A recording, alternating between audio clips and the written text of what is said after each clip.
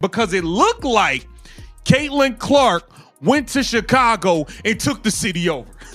It looked like she took the city over. People are showing up just to witness Caitlin Clark. It's like she's the damn beat. Angel, pray up. Beatdown Reese, I hope you listening.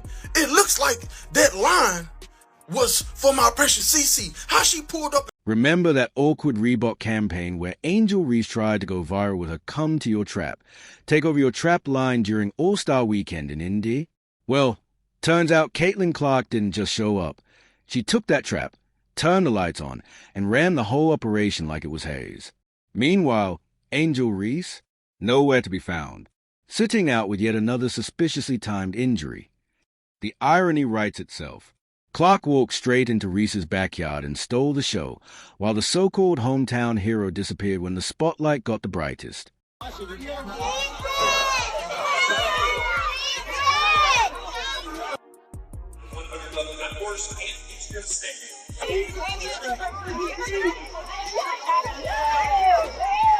Caitlin Clark spent 20 minutes signing autographs. She made her way 2/3 of the arena. She signed literally hundreds of autographs. She signed hundreds of autographs. And if you guys didn't see that game today, there were as many Fever fans as there were Sky fans. It felt like a scene straight out of a movie, like some screenwriter plotted the whole thing just to embarrass Reese. Caitlin Clark rolled into Chicago and instantly caused a fan frenzy outside the United Center, mobbed like a rock star on tour. Meanwhile, Reese, completely MIA, supposedly sidelined with a back injury that nobody's really buying. While Caitlin was out front signing hundreds of autographs, posing for pictures with families, and basically turning the sidewalk into a fever block party, Reese was off the grid, dropping vague, cryptic posts on social media, desperately trying to spin the story while the spotlight passed by. Now, see, this the real version of walking your trap and take over your trap. Look at this. Look at that. Oh my God. All them jerseys. I would hate Caitlin too. And I wasn't even aware. Wasn't this supposed to be Barbie night or something? Come on, Caitlin walked in and took over, and she didn't even play. The so-called trap Reese claimed as hers? Yeah, that got completely taken over, and not with drama, but with pure talent, poise, and undeniable star power. If you're watching this all unfold and finally seeing the difference between media-made hype and real greatness, hit that like button and drop a comment saying, *, I've got the fever. Asterisk because what happened next didn't just prove a point. It blew the gap between Clark and Reese wide open. Let's get into it. Caitlin Clark is not playing the game. And by the way, people didn't know whether or not Caitlin was playing that game until the very end. There are hundreds of fans that were there to see Caitlin Clark play on the off chance Caitlin Clark would be able to sign something. She was there. She spent 20 minutes autographing everything. What happened to Miss Angel Reese? She's all in Indiana during All-Star and her Reebok campaign, "Come to Your Trap, Take Over Your Trap." The contrast couldn't have been more brutal for Reese, even if someone scripted the whole day just to highlight her fading relevance. On one side, you've got Caitlin Clark, injured, mind you, still out there giving fans everything they came for and more. On the other, Angel Reese, supposedly the face of Chicago, completely invisible during the biggest weekend of the season in her own city. This is what happens when a player tries to ride the wave of someone else's stardom without putting in the work to build their own legacy. Sooner or later, the spotlight strips away the filters, and you see exactly who's built for the moment and who's just playing dress up in a superstar costume. What means when you walk into your trap and take over. She in your city. Oh no. Oh no. Oh no. I forgot about that tweet. Walk in your trap, take over your trap. I just realized that. I'm like, oh my God, there's no way. And here's what truly drives the point home. Caitlin Clark didn't even step on the court, and she didn't have to. Her presence alone caused a frenzy, the kind of energy only true stars bring. Meanwhile, her Fever teammates took the floor and delivered a statement of their own, proving this team doesn't just revolve around Clark. It rises with her. Mitch put him in a ditch, and Michaela Timpson treating the Chicago Sky like a bunch of Simpsons. Oh boy, oh boy, oh boy. Might be scorching hot right now. You have been so good on the road lately. 6 straight games, 24 points a game. How are you off to another hot start in a hostile environment? I think about just staying in rhythm. And when I stay in rhythm, about being aggressive. So as long as I'm aggressive and being myself, they make... Kelsey Mitchell showed up like a woman on a mission, with no time for games and no tolerance for noise. From the opening tip, she took over, draining threes from every corner of the Windy City like she owned the map. By the end of the night, Mitchell had dropped a blistering 35-point masterpiece, including 7 daggers from beyond the arc. She wasn't just playing, she was making a statement. Kelsey Mitchell, 7 for 10 from the three-point line, off the start, 8 points quick. You knew, oh, Kelsey Mitchell's hot today. Oh, Kelsey Mitchell's hot today. This might be her game. Let's keep the hot hand in. Let's keep the hot hand going. Let's set her some big body screens, get her open. Kelsey Mitchell, she did it all. 7 for 10 from the three-point line. She got to the rack. She got to the free throw line, carving up the defense, looking like a little snake, how she just slithers in and out of that defense. Kelsey Mitchell, salute to you. This wasn't just a solid game. It was a full-blown statement. Kelsey Mitchell walked into enemy territory and turned the place into a personal gym, sending a clear message. The Indiana Fever aren't just Clark and company. They're a legit squad. And the best part? They did it all without Caitlin running the show. This win proved something crucial. Indiana isn't a one-woman team. With Clark sidelined, Mitchell grabbed the spotlight and carried the franchise like someone who fully understands the weight of the moment. No flinching. No second-guessing. Just a cold-blooded performance that screamed, asterisk, don't count us out just because Clark's in street clothes. Asterisk. She lit them up. I mean, she was on fire. On fire. She couldn't miss. I mean, everything was in the flow of the offense. Effortless, man. We got to give love to Kelsey Mitchell. 12 of 19 from the floor, 7 of 10 from 3, 35 points. Straight stirring the pot. Stirring the pot. She was cooking their ass today. Kelsey Mitchell was on one. She was on one. She was a plus 25 for the game. The Chicago Sky are a flat-out joke. This team is... Aliyah Boston didn't just show up. She took over. Her 14 points and 11 rebounds weren't loud, but they were lethal. From the opening whistle, she controlled the paint, turning Chicago's interior into a complete mess. Their bigs had no answers for her footwork, her strength, or her high-level instincts. Every time she touched the ball, it felt like a masterclass in how to make top-tier players look completely out of their depth.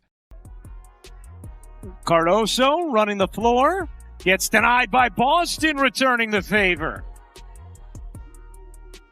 Boston finds the cutter. It's Timpson who lays it in. That ends the 11-0 run. Here's Mitchell. Slips it in, wide open Boston. Tracks it back down. Off to Boston. Backdoor, Mitchell the cut. And the finish. Tough bucket from Kelsey Mitchell. Get Kelsey Mitchell. While Boston was busy dismantling Chicago's front court, Ari McDonald once again came off the bench and made her presence felt, dropping 10 clutch points and playing like she was built for pressure. Keep in mind, McDonald wasn't even part of the original game plan this season, but now she's writing herself into Indiana's playbook with impact. But what really set this one apart wasn't the stat sheet. It was a control. This wasn't a lucky break or fluke. Indiana dictated the pace, owned the rhythm, and shut down every spark of momentum the Sky tried to ignite. Every time Chicago looked like they might claw their way back, the Fever slammed the door without hesitation. This wasn't just a win. It was a statement. Polished, poised, and downright ruthless from start to finish. Here's Mitchell, who has 15 in the quarter and a season-high 6 made threes. Hull will fire and hit at the horn. Big finish to the third from Indiana.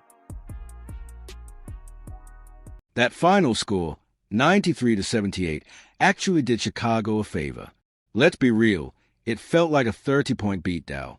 The Fever dominated every meaningful category: shooting efficiency, rebounding, ball movement, defense, energy, you name it. And here's the kicker. They did it all without their franchise cornerstone even touching the floor. That's what real contenders do. No excuses. Just next play up mentality. Step in, step up, and dismantle whoever's in front of them. Now let's talk about Chicago. This was supposed to be their bounce-back moment. Home court, season on the line, urgency in the air. They had every reason to come out swinging. Instead, they crumbled. Indiana's precision and intensity completely overwhelmed them. The Fever hit nearly 50% from three, while the Sky bricked their way to an ugly 31%. But that disparity isn't just stats. It's deeper. It's culture. It's preparation. It's mindset. And right now, Indiana's is simply on another level. Let's go. Yep. Get that. The really good thing about having quality depth is when you don't have it, somebody else does. And KK? Yeah! Way to step up. Chloe, great job coming in. Great job. Lex, way to come in and make an impact. Kels, just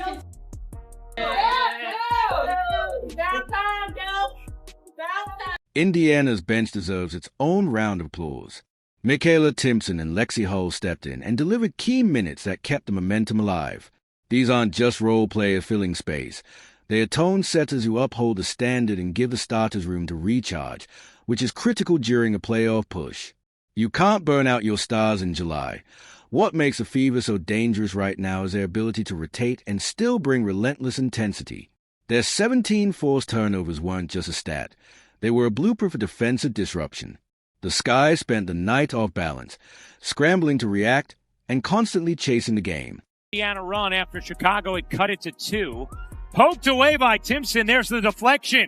Off to the races. Timpson finishes strong, forcing a timeout from Chicago. A 9-0 Indiana run, and the lead is back to 11. Michaela Timpson, the rookie, all season long, when she's gotten minutes here and there, has made the most of them. We've seen it on the offensive end. Then here, just getting her arms in the passing lane, the deflection, finishing a tough... This wasn't just a rough night for Chicago. This was their 5th straight loss, and the cracks are turning into full-blown fractures. Injuries, chaotic rotations, coaching instability, it's all falling apart. A roster that was hyped as playoff ready is now just trying to stay relevant. They are not just dropping games, they are losing belief. The body language is off, the execution sloppy, and the coach looks like they are watching a slow-motion collapse they have no control over. Now the front office is a choice. Tear it down and start fresh, or keep pretending a miracle is around the corner. Because at this pace, Chicago is more likely to finish behind teams that aren't even aiming for the playoffs. Meanwhile, Indiana looks like they've figured it out. Stability, structure, and strategy.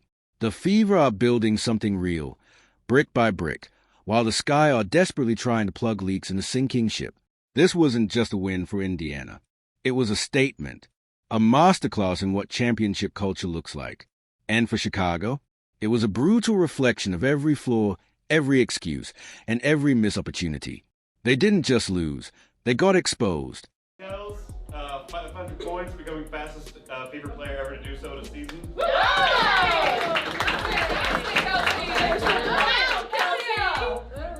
9th 30-point game, second most in Fever history. And season high.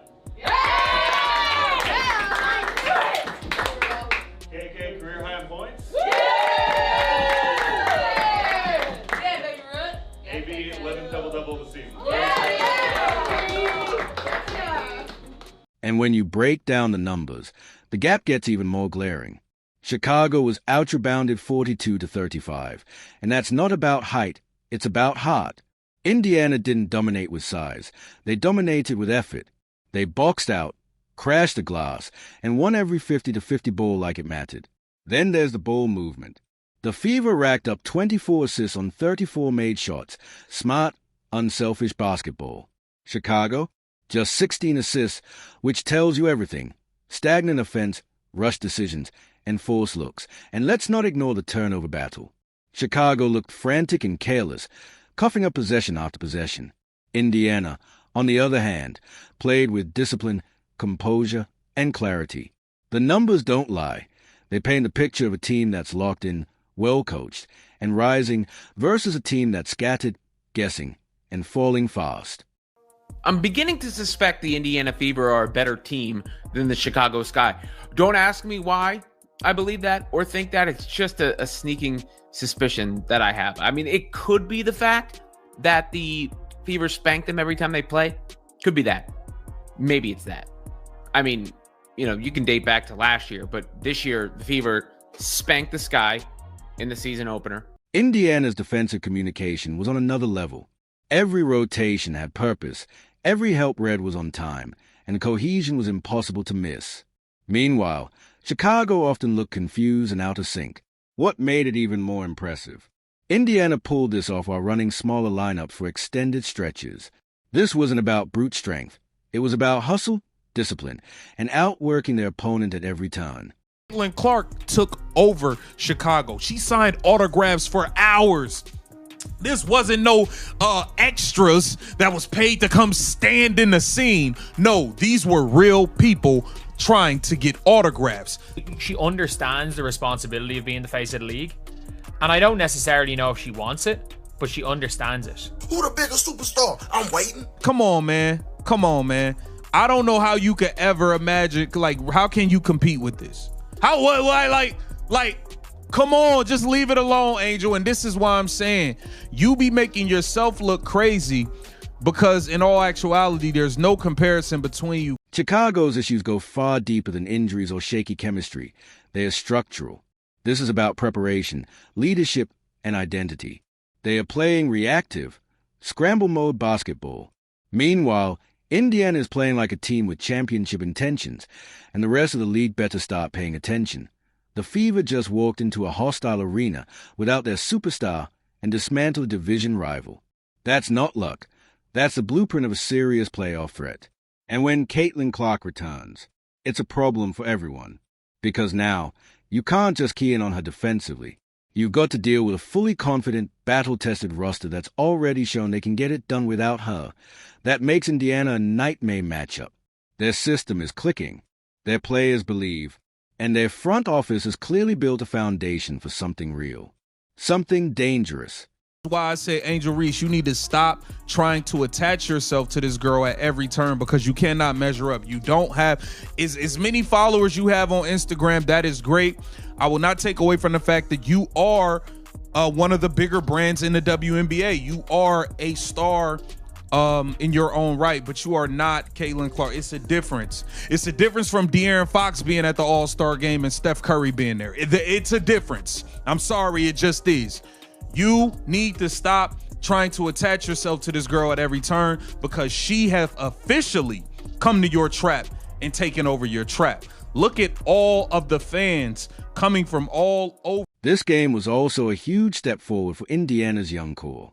They got real representatives under real pressure, and most importantly, they learned how to execute without leaning on their superstar. That experience will be invaluable when playoff time comes. Kelsey Mitchell has solidified herself as a true second option, a fearless, three-level scorer with confidence and a killer instinct. Aaliyah Boston continues to grow into a dominant two-way force, controlling the paint and anchoring both ends of the floor. And the Fever's role players, they are not just stepping in, they are stepping up. They understand their jobs, execute with precision, and raise the team's level when it matters most. That kind of depth is what gets you through playoff battles, because championships aren't just won with stars. They are won with structure, adaptability, and a roster that believes in the mission. Indiana's got all of that, and it's starting to show. This is what you call real results. This is real life. Caitlin on a away game to somebody y'all think is on her level. She walks in and take over. And it's outstanding. I'm pretty sure it was more people there for Caitlin than it was for anybody on Chicago team. See, online, you would think that the person on the other side, the person on Chicago, could even come close to Caitlin. And when in reality... Indiana's decision to push the pace was nothing short of tactical brilliance. They turned the game into a track meet, something Chicago was clearly unprepared for. That's a coaching edge right there. These aren't the flashy moves that make headlines, but they're the ones that win games. That's championship-level thinking, and it speaks volumes about the culture shift happening inside the Fever organization. This isn't the same team that used to fold under pressure.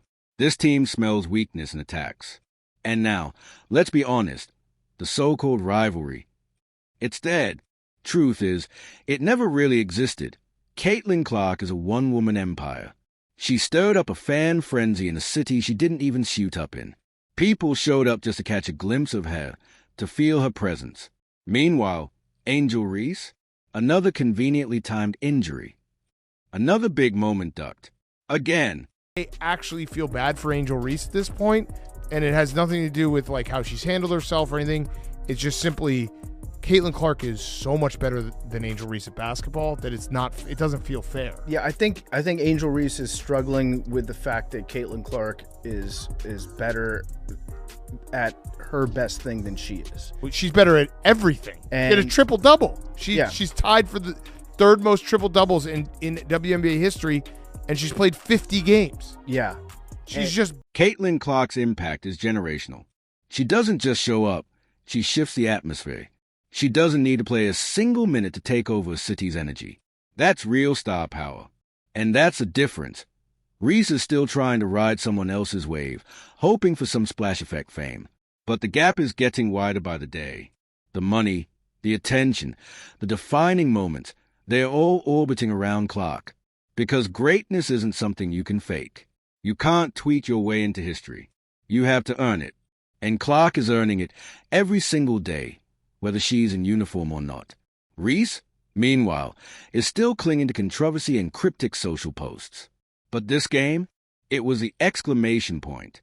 The so-called rivalry, over. Let's be clear, asterisk the trap has been taken to asterisk the city belongs to Caitlin Clark. The torch, it was never yours to begin with. Clark didn't just outshine Chicago, she shut the conversation down. And the fever, even without her on the floor, showed they're not here to just show up. They are here to take over. If you've been watching this all unfold and can finally see the difference between manufactured hype and real greatness, drop a comment below. Asterisk, I've got the fever. Asterisk, make sure to like, subscribe, and turn on notifications so you never miss a moment. Click the video on your screen now, and we'll see you in the next one.